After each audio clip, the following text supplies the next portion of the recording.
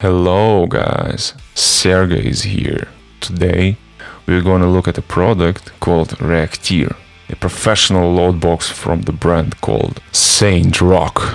It is a reactive resonance load box with an attenuator and impulse player with 190 seconds. So it means load box is a substitute for your cabinet. For example, you have a tube amp which needs to be connected to the cab to avoid damaging the power section of the amp.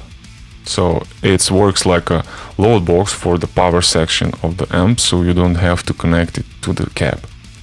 It's perfect for silent recording at home. It has some impulses inside. Also you can load your own impulses. So you can connect any amp and it will sound awesome.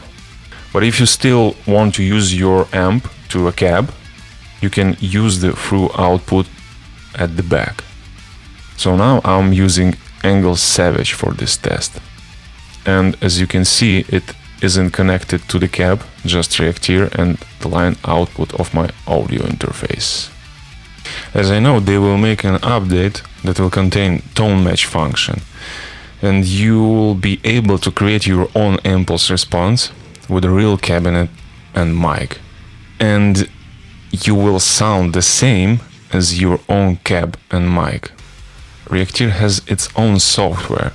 As you see on the left, we can upload any impulses, parametric equalizer and PA curve types, tone stack, noise gate, IR browser.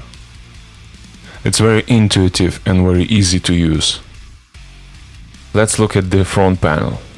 We have two switches in the loadbox section, which allows you to work in all three modes: passive, reactive, and reactive resonant.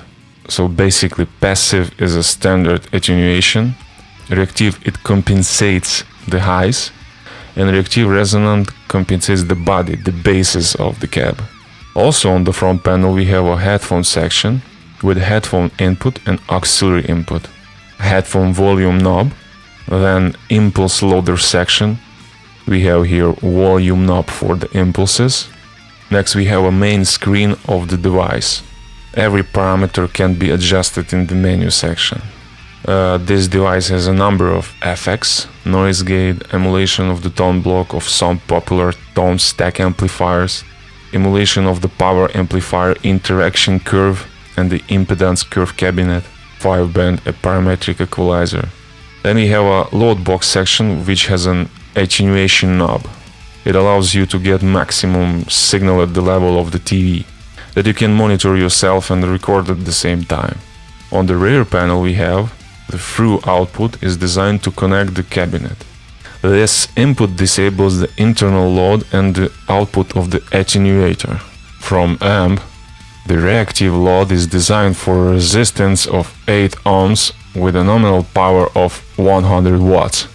Attenuator for cab. Line-in input for connecting external sources. Then DI output is for recording raw signal.